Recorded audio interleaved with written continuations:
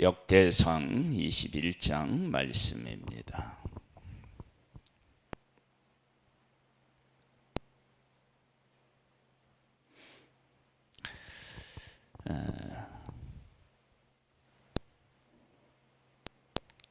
하나님께서 다윗에게 은혜를 베풀어 주셨습니다. 다윗은 언약궤를 옮기면서 하나님 중심으로 살겠습니다. 그런 고백을 하죠. 언약궤를 옮기고 난 후에 다윗은 전쟁에서 늘 승리를 합니다. 그것은 하나님께 묻고 하나님의 뜻을 따라서 전쟁을 했다라고 하는 의미를 담고 있죠. 어디를 가든지 하나님이 이기게 하시니까 전쟁에 있을 때마다 전리품이 생기고 또 전쟁에 나아가서 승리를 하니까 하나님의 백성들의 삶이 처음과는 많이 달라졌겠죠. 그러면서 알게 모르게 그들 안에 교만한 마음이 들게 되는 것이죠. 그래서 어떤 일이 생기느냐라고 하는 것이 본문 말씀입니다. 사탄이 일어나 이스라엘을 대적하고 다윗을 충동하여 이스라엘을 계수하게 하니라. 사탄이 일어나서 이스라엘을 대적했대요. 즉 적군이 이스라엘을 대적했는데 이제는 사탄이 이스라엘을 대적하는 거예요. 그리고 나서 다윗을 충동해요. 그러면 지금 이 인구조사는 두 개가 맞물려서 돌아가고 있다는 사실을 알 수 있어요. 하나님의 백성과 다윗, 이것이 같이 맞물려서 지금 돌아가고 있는데 이스라엘 백성에게도 교만한 마음이 있었고 다윗에게도 충동을 받았으니까 다윗의 마음에도 교만한 마음이 있었다라고 하는 사실을 알 수 있습니다. 다윗이 요압과 백성의 지도자들에게 이르되 너희는 가서 부엘세바에서부터 단까지 이스라엘을 계수하고 돌아와 내게 보고하여 그 수유를 알게 하라 하니 요압이 하리되 여호와께서 그 백성을 지금보다 100배나 더하시기를 원하나이다. 내 주 왕이여 이 백성이 다 내 주의 종이 아니니까 내 주께서 어찌하여 이 일을 명령하시나이까 어찌하여 이스라엘이 범죄하게 하시나이까 하나. 인구조사가 요압이 이렇게 이야기하는 것을 보면 잘못된 일이라고 하는 사실을 분명히 알 수 있습니다. 하나님께서 인구조사를 할 때 20세 이상으로 전쟁에 나아갈 만한 사람을 조사하라고 하셨잖아요. 그것은 전쟁을 할 수 있는 능력 있는 사람들을 조사해야 된다라고 하는 의미도 있지만요.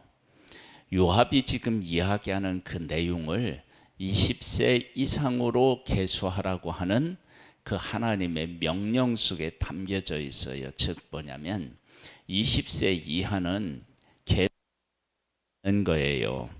왜 들지 않느냐 그러면 하나님께서 하나님의 백성을 하늘의 별같이 바다의 모래같이 땅의 티끌같이 많게 하시겠다고 하셨어요. 그러면 하나님의 백성은 몇 명이 있는지를 다 알 수 없는 거예요. 그것은 알 수 없는 상태로 살아라 그것이 아니라 그 마음속에 어떤 마음을 품고 살아야 되느냐? 하나님께서 우리 민족을 하늘의 별처럼 많게 해 주시겠다고 약속하셨다. 그 약속을 붙잡고 살라는 의미가 담겨져 있습니다. 그것을 요압이 알고 있었어요. 요압만 알고 있었느냐? 하나님의 백성이 알고 있었다는 거예요. 물론 다윗도 알고 있었죠. 그런데 사탄의 충동을 받으니까 그것이 하나님 앞에서 얼마나 큰 잘못인지, 즉 하나님께서 우리 민족에게 복을 주시겠다고 하는 그 약속에 대한 것을 따라고 하는 거예요.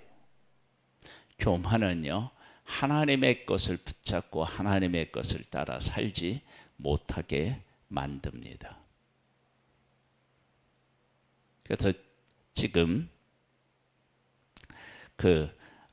다윗이 인구 조사를 하는데 요압이 이건 아닙니다. 하나님 앞에 죄를 짓는 것입니다. 라고 하는데도 듣지를 않습니다. 이걸 한 번만 했겠어요? 여기에 보면 이렇게 나와요. 4절에 보면 왕의 명령이 요압을 재촉한지라. 얘기를 하는데 왕이 안 듣니까 다시 얘기하는데 또 얘기하고 또 얘기하고, 이게 한 번 있었던 일이 아니라고 하는 것을 알 수 있잖아요. 그러니까 우리가 유혹을 받으면요, 안 보이는 거예요. 우리가 지금 우리나라 이렇게 상황을 보고 있으면,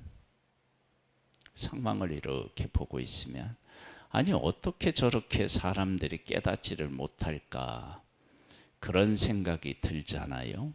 그런데 여기에 보면 다윗도 죄를 지을 때는 못 깨달라는 거예요.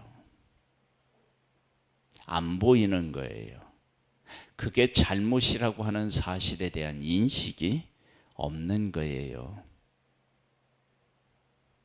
그럼 언제 이제 다윗이 깨달아 하느냐? 그래서 드디어 요압이 떠나 이스라엘 땅을 두루 다닌 후에 예루살렘으로 돌아와 요압이 백성의 수유를 다윗에게 보고하니 이스라엘 중에 칼을 뺄 만한 자가 110만 명이요 유다 중에 칼을 뺄 만한 자가 47만 명이라. 요압이 왕의 명령을 마땅치 않게 여겨 레위와 베냐민 사람은 계수하지 아니하였더라. 하나님이 이 일을 악하게 여기사 이스라엘을 치심해.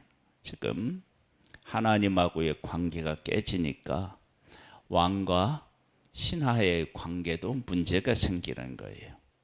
그리고 백성들도 자기들이 늘 나가서 이기고 또 더 부강해지고 잘 살고, 그러니까 백성들에게도 문제가 생기고, 그러니까 지금 이스라엘 전체에 문제가 생긴 것입니다. 하나님이 이 일을 악하게 여기사 이스라엘을 치심해 다윗이 하나님께 아뢰되 내가 이 일을 행함으로 큰 죄를 범하였나이다. 이제 간구하옵나니 종의 죄를 용서하여 주옵소서. 내가 심히 미련하게 행하였나이다 하니라. 다윗은 저희가 잘못한 것을 깨달아 합니다. 언제 깨달아 하느냐? 인구 조사를 하고 난 후에 합니다.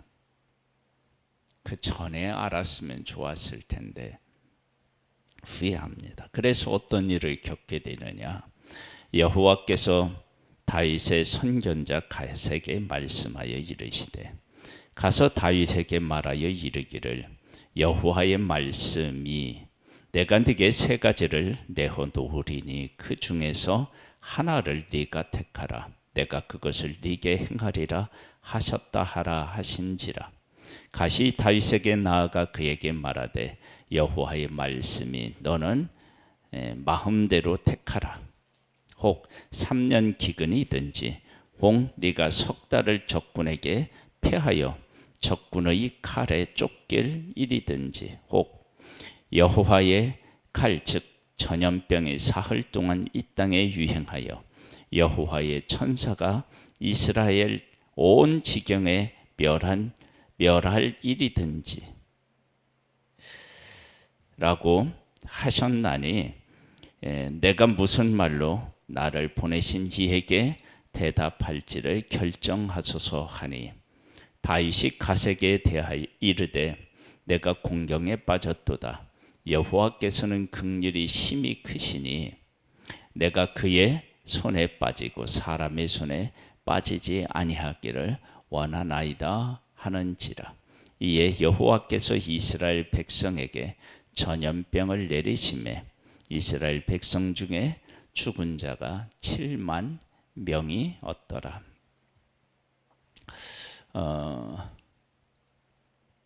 하나님의 백성에게 요 세 가지에서 자유로웠던 거예요. 첫 번째는 뭐예요? 기근이 없었다. 두 번째, 적과 싸워서 언제든지 이겼다. 그리고 전염병이 없었다. 그러니까 하나님께서 적과 싸워 이기게 하신 것뿐만 아니라 기근이 또 없게 하셨고 전염병도 없게 하신 거예요. 즉 먹을 양식 걱정에 대한 것이 없었고 그 다음에 전염병으로 인하여서 고통을 겪는 일도 없도록 하나님이 하신 거예요. 이 모든 것들을 하나님이 은혜로 그 백성들과 함께 하셔서 지금의 풍요, 지금의 평안, 지금의 승리가 있었던 거예요. 그런데 그것을 그 백성이 어떻게 했다고요? 잊은 거예요.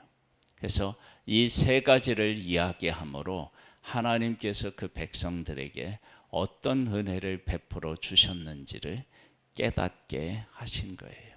이것은 우리가 한 일이 아니라 하나님이 우리에게 베푸신 선물이라고 하는 사실을 알게 하신 것입니다. 하나님이 예루살렘을 멸하려 천사를 보내셨더니 천사가 멸하려 할 때에 여호와께서 보시고 이 재앙 내림을 뉘우치사 멸하는 천사에게 이르시되 족하다. 이제는 네 손을 거두라 하시니 그때 여호와의 천사가 여부스 사람 오르날의 타작마당 곁에 선지라. 다윗이 이 세 가지 중에 하나를 고르라고 할 때 하나님께서는 인자가 크시다. 그렇게 긍휼이 크시다. 그렇게 고백한 것처럼 하나님께서 그들을 긍휼히 여기신 것입니다. 다윗이 눈을 들어보매 여호와의 천사가 천지 사이에 섰고 칼을 빼어 손을 들고 예루살렘 하늘을 향하여 편지라. 다윗이 장로들과 더불어 굵은 배를 입고 얼굴을 땅에 대고 엎드려 하나님께 하르되 명령하여 백성을 계수하게 한 자가 내가 하니이까 범죄하고 악을 행한 자가 곧 나니이다. 이 양떼는 무엇을 행하였나이까? 청하건대 나의 하나님 여호와여 주의 손으로 나와 내 아버지 집을 치시고 주의 백성에게 재앙을 내리지 마옵소서 하니라. 이 잘못은 자기에게 있다고 고백합니다. 그런데 다윗에게만 이런 일이 그 백성 다윗만 이렇게 하나님 앞에 죄를 진 게 아니라 백성들도 사실은 그런 마음이 있었던 거예요. 그것이 어디서 알 수 있는 1절에서 우리가 알 수 있습니다. 1절에 사탄이 일어나 이스라엘을 대적하고 다윗에게를 충동하여 이스라엘을 계수하게 했다. 거기서 알 수 있습니다. 그런데 이제 다윗은 나 때문에 그런 것이다. 그리고 나서 이제 하나님께서는 이 문제에 대해서 해결해 주실 것을 말씀하십니다. 여호와의 천사가 가세게 명령하여 다윗에게 이르시기를 다윗은 올라가서 여부스 사람 호르난의 타작마당에서 여호와를 위하여 제단을 쌓으라 하신지라. 이에 가시 여호와의 이름으로 이른 말씀대로 다윗이 올라가니라. 그때 호르난이 미를 타작하다가 돌이켜 천사를 보고 호르난이 4명의 아들과 함께 숨었더니 다윗이 호르난에게 나아가매 호르난이 내다보다가 다윗을 보고 타작마당에서 나와 얼굴을 땅에 대고 다윗에게 절하매 다윗이 호르난에게 이르되 이 타작하는 곳을 내게 넘기라. 너는 상당한 값으로 내게 넘기라. 내가 여호와를 위하여 여기 한 제단을 쌓으리니 그리하면 전염병이 이 백성 중에서 그치리라 하니 오르난이 다윗에게 말하되 왕은 취하소서. 내 왕께서 좋게 여기시는 대로 행하소서. 보소서 내가 이것들을 드리나이다. 소들은 번제물로, 곡식 떠는 기계는 화목으로, 밀은 소재물로 삼으시기 위하여 다 드리나이다 하는지라. 다윗 왕이 오르난에게 이르되 그렇지 아니하다. 내가 반드시 상당한 값으로 사리라. 내가 여호와께 드리려고 네 물건을 빼앗지 아니하겠고 가업 없이는 번제를 드리지도 아니하리라 하니라. 그리하여 다윗은 그 턱값으로 금 600세겔을 달아 오르난에게 주고 다윗이 거기서 여호와를 위하여 제단을 쌓고 번제와 화목제를 드려 여호와께 아뢰었더니 여호와께서 하늘에서부터 번제단 위에 불을 내려 응답하시고 여호와께서 천사를 명령하심에 그가 칼을 칼집에 꽂았더라. 이때에 다윗이 여호와께서 여부스 사람 호르난의 타작마당에서 응답하심을 보고 거기서 제사를 드렸으니 옛적에 모세가 광야에서 지은 여호와의 성막과 번제단이 그때의 기본 산당에 있었으나 다시 여호와의 천사의 칼을 두려워하여 감히 그 앞에 가서 하나님께 묻지 못하더라. 하나님이 어떤 하나님이신지를 알게 되고 그리고 하나님께서 그 백성에게 어떤 은혜를 베풀어 주셨는지를 깨닫게 하고 그렇게 해서 하나님의 백성들로 하여금 다시 하나님과 동행할 수 있도록 하나님께서 역사하셨습니다. 하나님께서 그 인구 조사를 통해서 하나님의 백성들이 하나님으로부터 어떤 은혜를 받고 있는지를 깨닫게 하신 것처럼 우리의 삶에 하나님의 은혜에 어떤 하나님의 은혜가 은혜를 베풀어 주셨는지를 깨달아 알고 그 가운데서 겸손히 하나님을 섬기는 복된 삶이 될 수 있기를 주님의 이름으로 축복합니다. 아버지 하나님, 하나님의 백성도 다윗도 잘 승리하고 형통하고 평안한 일 때문에 교만해졌습니다. 그때 하나님께서 이들에게 기근이 없는 것, 전쟁에서 승리한 것, 그리고 전염병이 없이 건강하게 살아가는 모든 것들이 하나님의 은혜였음을 그들에게 알게 하셨습니다. 하나님, 우리의 눈을 열어 하나님이 베푸신 은혜를 볼 수 있게 하옵소서. 하나님 앞에 그래서 겸손하기를 원합니다. 오늘도 함께 해주시는 하나님을 찬양하옵고 예수님의 이름으로 기도드립니다. 아멘. 하늘에 계신 우리 아버지여, 이름이 거룩히 여김을 받으시오며 나라에 임하옵시며 뜻이 하늘에서 이룬 것 같이 땅에서도 이루어지리이다. 오늘날 우리에게 유할 양식을 주옵시고 우리가 우리에게 죄 지은 자를 사하여 준 것 같이 우리 죄를 사하여 주옵시고 우리를 시험에 들게 하지 마옵시고 다만 악에서 구하옵소서. 대개 나라와 권세와 영광이 아버지께 영원히 있사옵나이다. 아멘.